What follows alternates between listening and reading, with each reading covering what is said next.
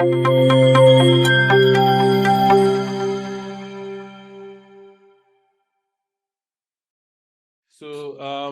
we're going to continue our journey now on formal logic, and this journey, I think you'd have realized that it started even when you're doing 1501. There was a section attributed to formal logic, and there was a whole module about it in 2661 where we talked mainly. I think the main focus was on propositional logic, where we sought to understand the meaning and implications of propositional logic, and we delved into it with much greater detail. So we will start there. We were going to interrogate again propositional logic and move into some of the concepts that we perhaps overlooked in the past, and if we didn't, we are going into a deeper level of questioning that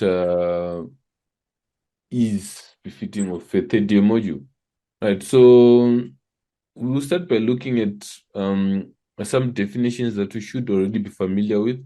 What is a declarative sentence, or otherwise called an atomic sentence, right? And we can define a declarative sentence as simply a sentence that holds a true or false value, right? So, and this is very important to reiterate that the truth value is not important, right, for you to ascertain whether it's a declarative sentence or not, right? Whether it's true or false is not important for you to ascertain whether it's a declarative sentence or not. What you need to do is just to prove that it can either hold a true or false value, right? That's where that's where the importance or the essence of a declarative sentence lies, right? We look at some examples for declarative sentences. This one says the sum of the numbers 3 and 5 equals to 8. That's a declarative sentence. And they often say, even if we say the sum of the numbers 3 and 5 equals 9, it still remains a declarative sentence, right? The second one, Jane reacted to Jake's accusations, right? It's either this happened or it didn't happen, right? Number 3, every even natural number greater than 2 is the sum of two prime numbers.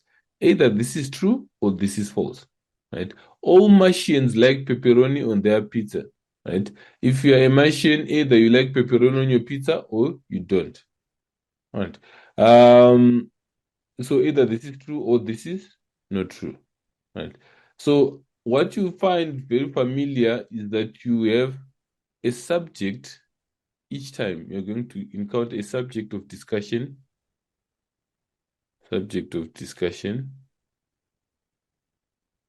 after which you have a description of the subject,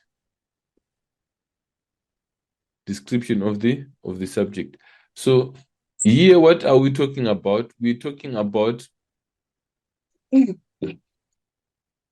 and 5, and we're talking about the sum of the subject. The subject in this particular case is subject or subjects, right?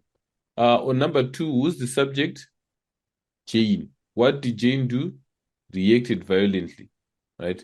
Here, what is the subject? Every even natural number greater than 2. So it's a set of subjects. What about it? It is the sum of two prime numbers, right? Who is the subject? Machines. What about them? They like pepperoni on their pizza. Right. So you find that you have a subject and a description of the subject. So you are going to have some form of a noun, right? And an adjective. Right. So that is the constituents of most, if not all, of um, declarative sentences. Right. Any questions there? No. All right. So we can move on to the next slide. It says if we have examples of atomic sentences or declarative sentences, what then does not pass as a declarative sentence? So if you look at this one, number one says, could you please pass me the salt? There's no specificity as to who you is, right? And ideally, after which you are not going to find a truth value. You cannot evaluate any truth value, whether true or false, to this one, right? It requires rather a different response, one that requires maybe an answer with a question by itself, right? Second one, ready, steady, go, right? When you say this, it is not specific. It is just a statement. It does not hold a truth value. You cannot assign a truth functionality to it, right? May fortune come your way. So same thing applies, right? So that is the difference between now declarative sentences and non-declarative sentences or non-atomic sentences, right? Now, if we know of a declarative sentence and say we have declarative sentence P and we have declarative sentence Q, right? Where we're saying P and Q are, these are representatives of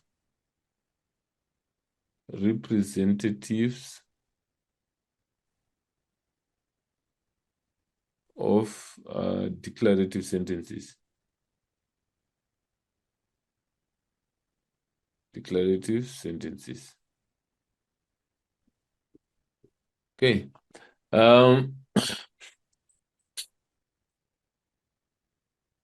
You can have P to represent any sentence that you may want, right? You can say it is election year,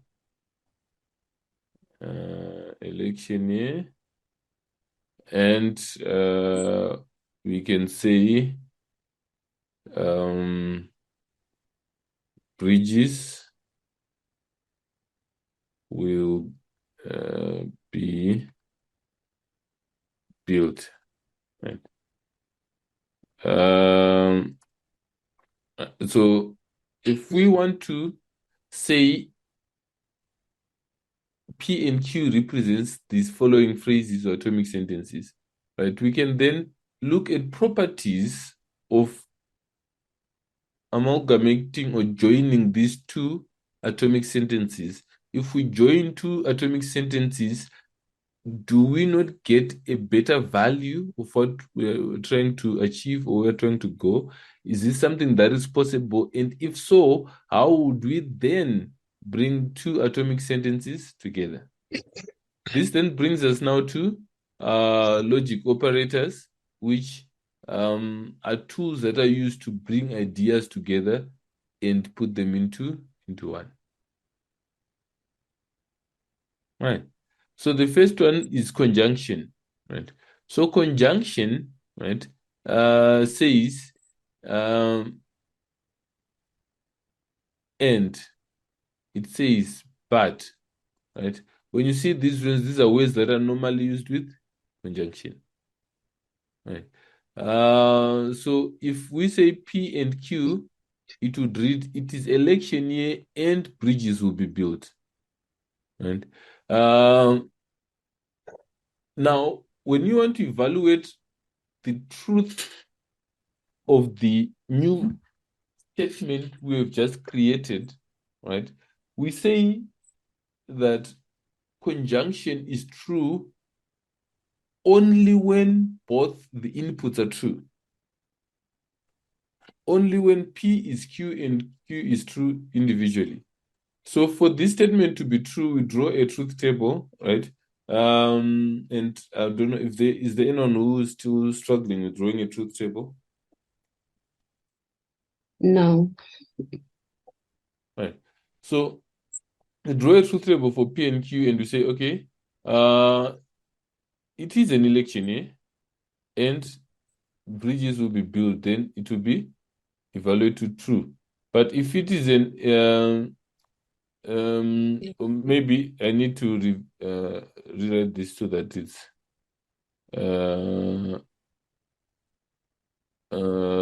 it's I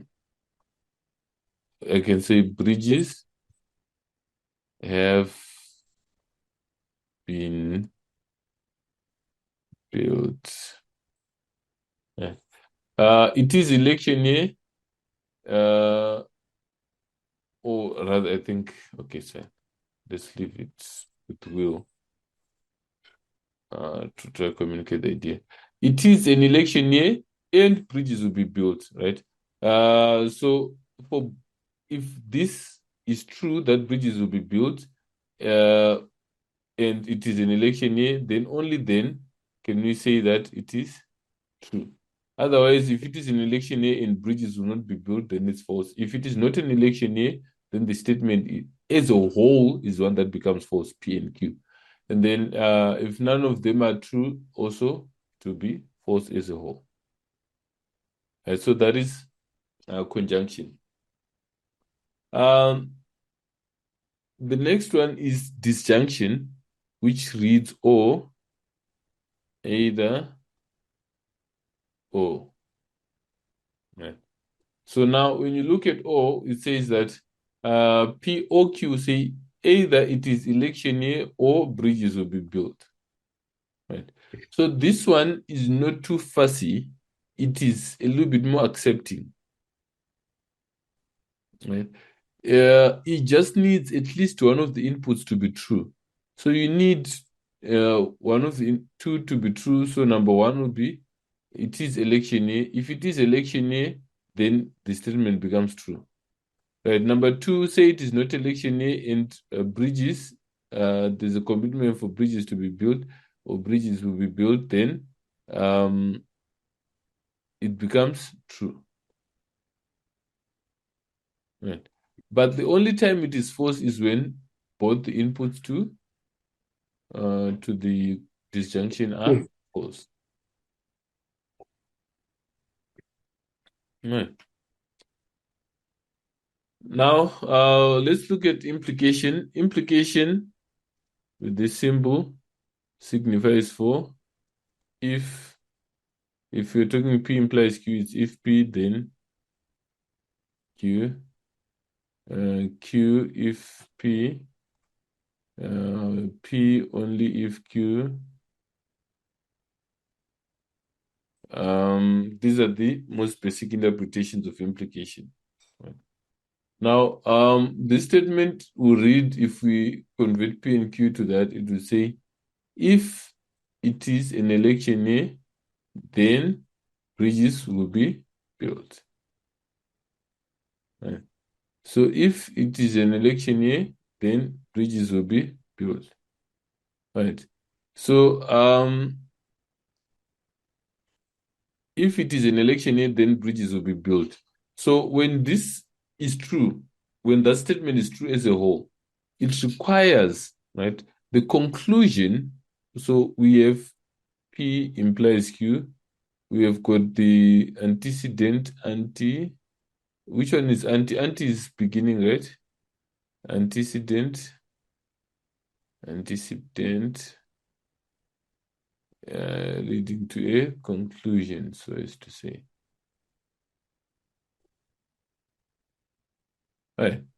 So if the conclusion is true or the consequent,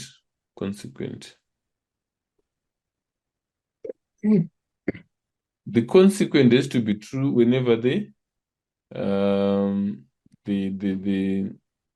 whenever the antecedent is true. So we're saying that if it is true that it is election year, then it has to be true that bridges will be built. Right. Now, the only time that it is false is when it is election year and we find that bridges are not being built. Right. Now, when it is not an election year, because the statement says if it is an election year, if it is not an election year, right, the overall statement becomes true because there is no specification. There is no specification as to what would happen if it's not an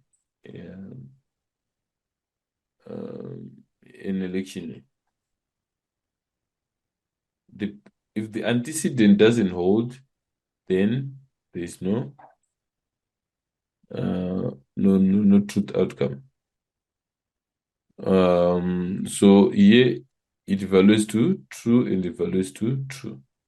An example, they would say that if what happens if P is not an election year? If P is not an election year, sorry, either bridges will be built or they will not be built. Bridges can still be built if it's not an election year. Bridges may be foregone also if it is not an election year. So the statement remains true because nothing has been mentioned about what happens if it is not an election year. So that becomes implication. Questions here?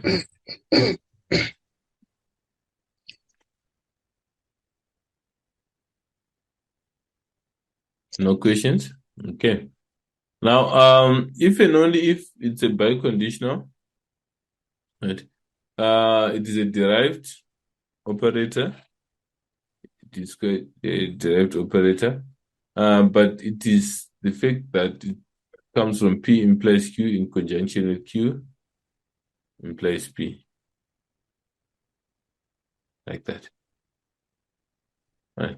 So now when this is the case, we now have the formulation of this. And it says the biconditional implication of the two is only true when both have the same truth value. When both have the same truth value. So if, or we rather read it as, it is election year if and only if bridges will be built. It is an election year if and only if bridges will be built. Right?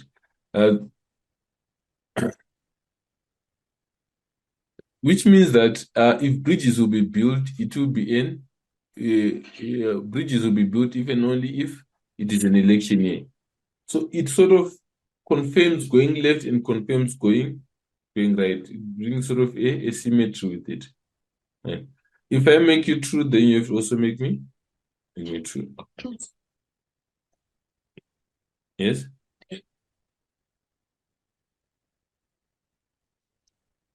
Yeah. So that is generally double implication. All right.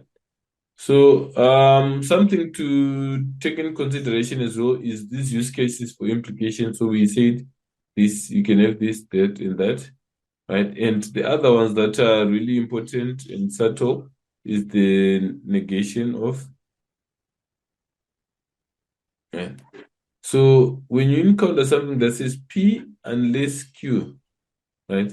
How you read it is as follows. You read it as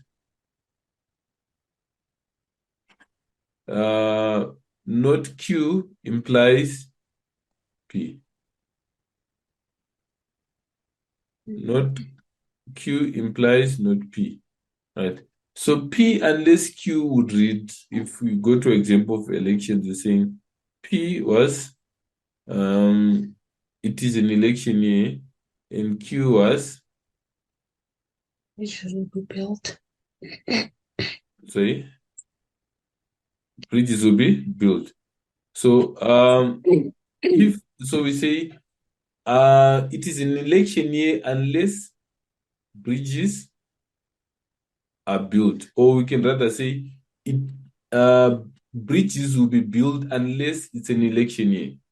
And one of the two can qualify. So if we go with the first one, we say with P will be it is an election year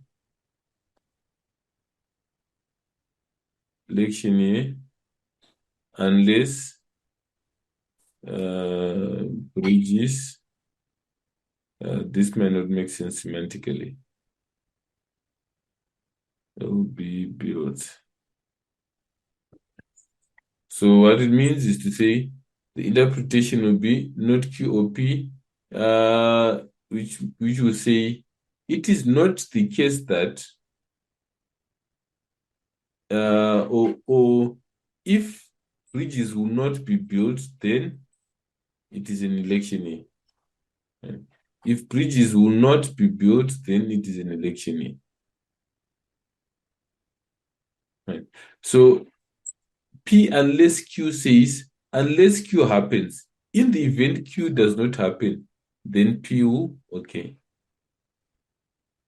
P is guaranteed to okay unless something Q happens. Right.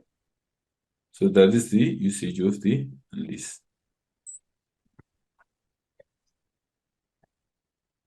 Now we also look at some equivalences where we see P implies Q is equivalent to not P or Q. Right. So you see the importance of this a little bit later on, but it's easier sometimes to work with. It is easier sometimes to work with disjunction than it is to work with implications. Okay, so that's all theory. We can also look at distributivity rules where we have A and, or rather we can set here the negation of a term,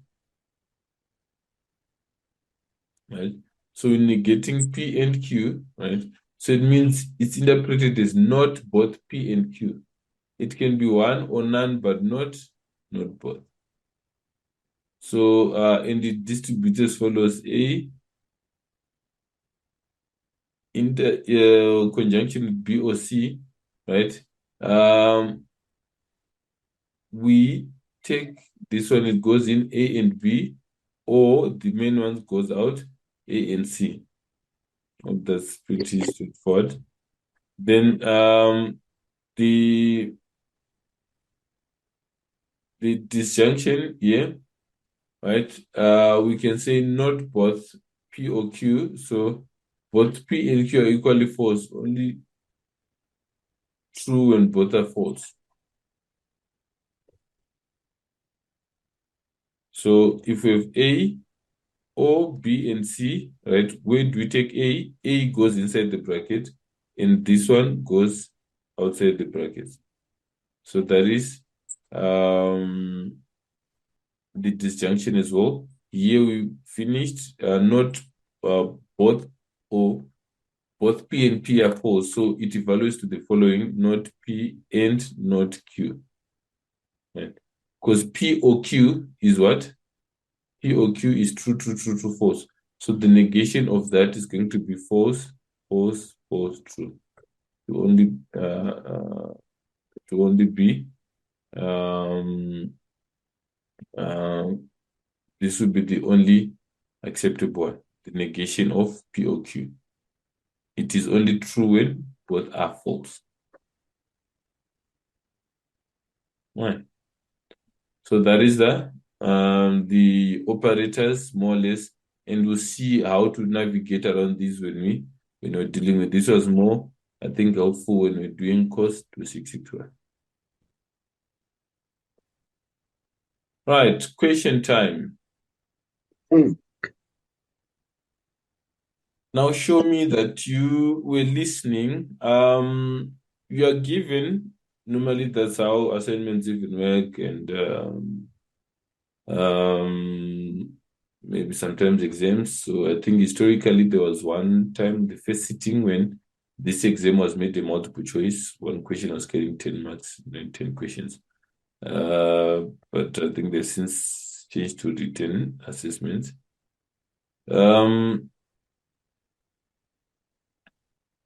Susan saves is P. Susan buys a house is Q. The house is 7 bathrooms is R. The house is used as a guest house is S. Peter likes the house. Mm. So if we have a statement that says Peter likes the house if and only if it has 7 bathrooms and it is not used as a guest house. Which is the correct representation of this statement in first order logic? So this is first order logic.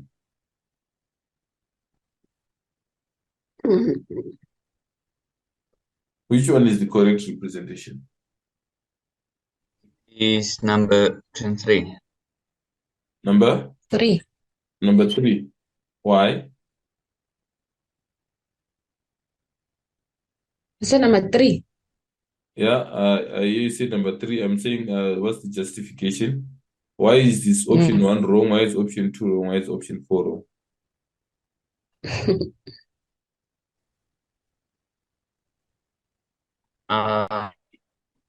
Now option 1 is wrong because it only has implication in it, and same with number 2. Option 4 is wrong because it starts actually will mean if and only if the house has 7 bathrooms. Peter likes the house and it is not used as a guest house. So we're saying option 3 is the one that is good. In fact, when you look at the statement, there's an if and only if function. It doesn't exist here, it doesn't exist here. It exists here and there. Right? And it reads if and only if Peter likes the house. Right? This one says, right? The house has 7 bathrooms if and only if Peter likes it and it is not used as a guest house, which is different from what the statement is saying.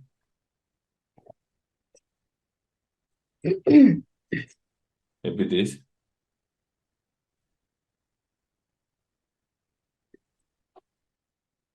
Are we fine here? Yes.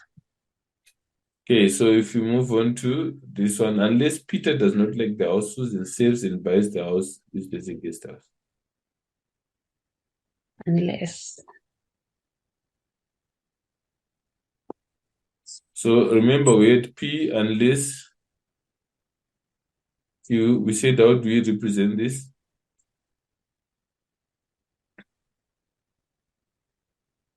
Not Q, then P.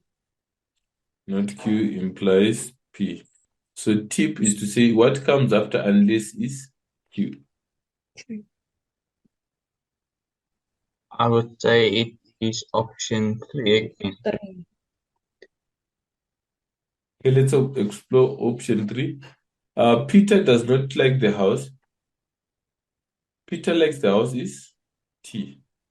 Right? So Peter does not like the house. So it would be not T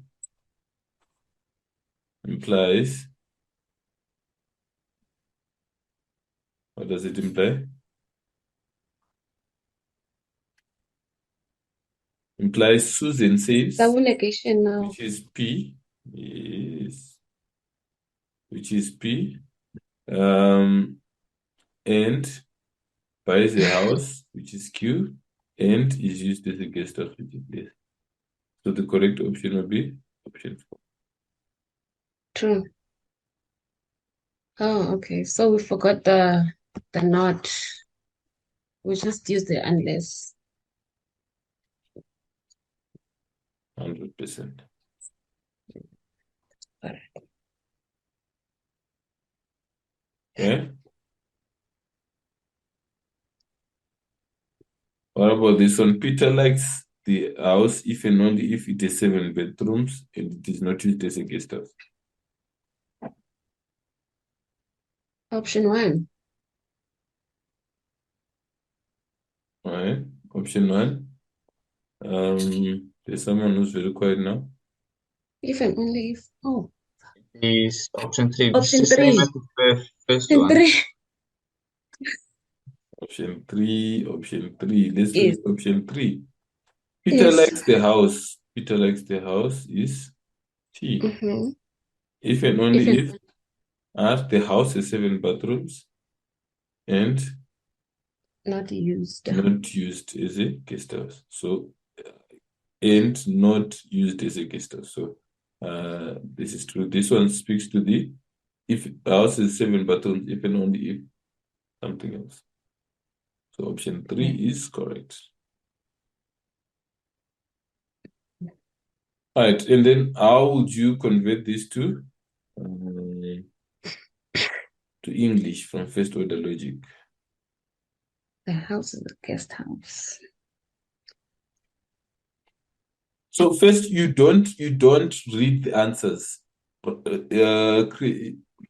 Say, write down or formulate your own English interpretation of this.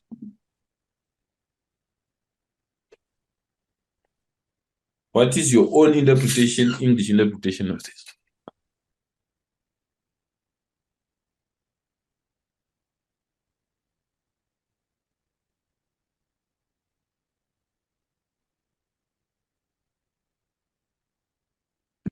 This is a simple one. What is your English The interpretation? house is used as a guest house if the house has 7 bathrooms. Sorry, repeat that again. The What house Mhm. is used as a guest house if the house has 7 bathrooms. Was that your initial interpretation of it? That's a direct interpretation if I look at the first order logic and what the character associated symbol is. Right. So you said the house. The house is used as a guest house if the house has 7 bathrooms. Yeah. Option 2. Sorry. How about option 2? The house is used as a guest house only if it has 7 bathrooms. More like this thing. Hmm? They are more alike. Right. So we are ruling out option 3 and option 4, right? The house is used as a guest house and it has a 7 bathrooms. The house does not have 7 bathrooms. Oh. Not R or is used as a guest house, which is S, right? And this becomes R implies S. Remember, we said P implies Q is equivalent to saying not P or Q. I don't know if you remember. Not P or Q. Right. Okay, let's look at these two here. We said P implies Q is interpreted as if P, then Thank you. Q, then Q if P, and then P only if Q. Only if Q. All right, so option 1, the house is used as a guest house, which is S if it has 7 bathrooms. So this one is interpreted as Q if P. So if you're using this one, right, it's if P, then Q, sort of. If P, then Q. So it was supposed to read, right? It would read something else different actually. But option 1 cannot be correct. I don't know if you get it.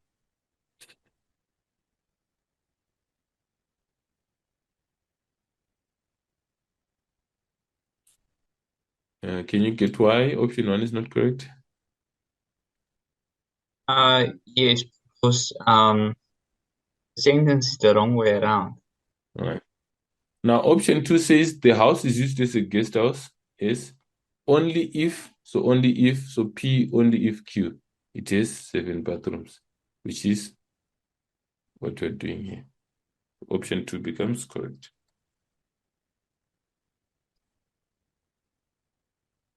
Happy days. The missing interpretation would then be if the house is used as a guest house, then it has 7 bathrooms. That would be another interpretation. All right.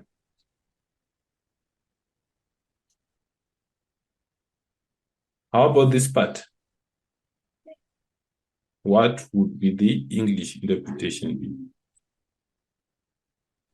Hey, if Susan does not save, then Susan does not buy the house and the house has 7 bathrooms. All right, so that's your interpretation. If Susan does not save, then she does not buy the house and uh-huh. the house has 7 bathrooms. She does not buy the house. So what they normally then do is to convert it to proper English, something that would read like does not buy a house that has 7 bathrooms or something like that.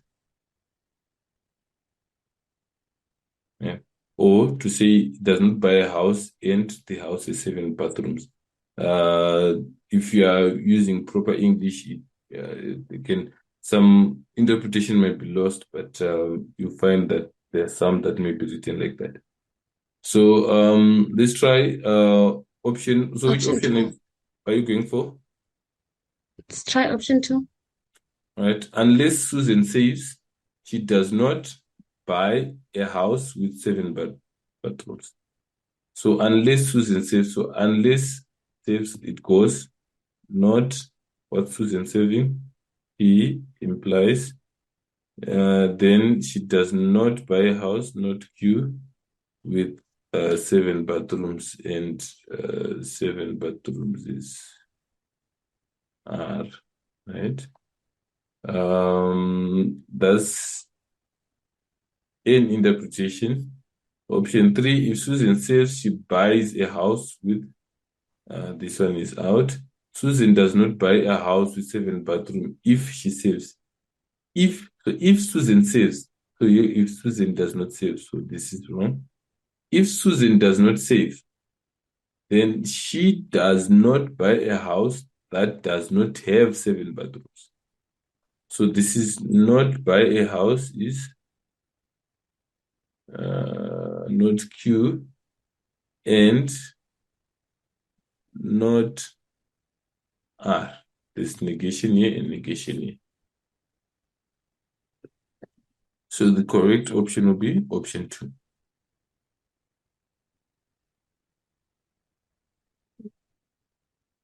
Maybe this.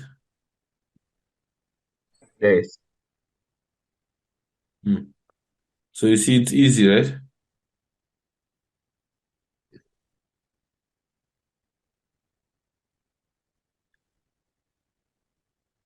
Okay, how about this one? This should be fairly easy.